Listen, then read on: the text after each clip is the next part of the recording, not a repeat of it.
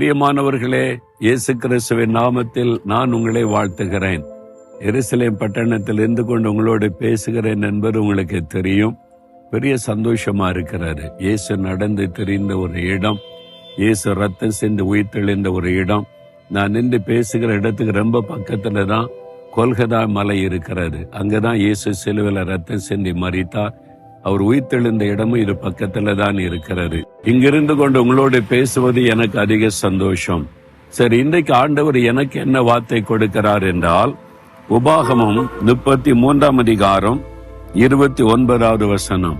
இஸ்ரவேலே, நீ பாக்கியவான், கர்த்தரால் ரட்சிக்கப்பட்ட ஜனமே, உனக்கு ஒப்பானவன் யார்?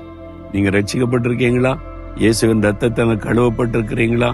இயேசுவை ரட்சகராக உள்ளத்தில் ஏற்றுக்கொண்டிருக்கிறீங்களா? நீங்கள் தான் பாக்கியவான்கள், பாக்கியவதிகள். அவங்க தான் ஆசீர்வதிக்கப்பட்டவர்கள். கிறிஸ்தவ பெயரை வைக்கிறதுனால ஆண்டவர் கூட இருக்கிறான்னு சொல்ல முடியாது. இயேசுவால் ரட்சிக்கப்பட்ட அனுபவம் இருக்கணும், பாவம் மன்னிக்கப்பட்ட அனுபவம் இருக்கணும். அவங்க தான் பாக்கியவான்கள், பாக்கியவதிகள். அவங்க இஸ்ரவேலர்களாம்.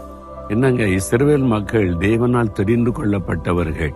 அவங்களுக்குன்னு ஒரு தேசத்தை உருவாக்கி தேவன் இன்றைக்கு வரைக்கும் ஆசீர்வாதமாய் நடத்துகிறார். ஆனால் நாம் யார் என்றால் ஆவிக்குரிய இஸ்ரவேலர்கள். நம்ம ரட்சிக்கப்பட்டு தேவனுடைய பிள்ளை ஆகும்போது ஆண்டவர் நம்மோடு உடன்படிக்கை பண்ணி தேவனுடைய பிள்ளை என்ற அதிகாரம் தருகிறார்ல. நாம் ஆவிக்குரிய இஸ்ரவேலர்கள் என்று வேதம் சொல்லுகிறது. அப்ப நம்ம பாக்கியவான்கள். நம்முடைய தேவன் வானத்தை பூமி உண்டாக்கினவர், சர்வத்தையும் ஆளுகிறவர். ஆகவே நாம் பாக்கியவான்கள், பாக்கியவதிகள். இதை விட ஒரு பெரிய பாக்கியம் என்ன இருக்க போகிறது யோசித்து பாருங்க. ஒரு சகோதரி இயேசுவை அறியாத குடும்பத்தை சார்ந்தவங்க, ரொம்ப பக்தி உள்ளவங்க. பக்தியா தெய்வத்தை தேடி வெள்ளி செவ்வாய்க்கிழமை எல்லாம் விரதம் இருந்து தெய்வத்தை தொழுது கொள்வாங்களாம். ரொம்ப பக்தி. அதனால இயேசு பற்றி சொன்னாலே கோபம் வரும் அவங்களுக்கு. அப்படிலாம் கிடையாது, எனக்குன்னு கடவுளா இருக்கிறாங்கன்னு சொல்லி இருந்தாங்க. ஆனா அவங்களுடைய வாழ்க்கையில ஒரு பெரிய பிரச்சனை வந்து பிசாசின் போராட்டம் வந்தது. ராத்திரிலாம் தூங்க முடியாது. ரொம்ப மன கஷ்டத்துல தற்கொலை பண்ணி செத்தலாமா நினைச்சாங்க. இவ்வளவு பக்தியா தெய்வத்தை தேடணுமே, வணங்கணுமே, எல்லாத்தையும் கூப்பிட்டு பார்த்தாங்க, உதவி செய்யல. கடைசியில யாரோ சொன்னதுனால இயேசுவை தேடு, விடுதலை கிடைக்கிறாங்களா?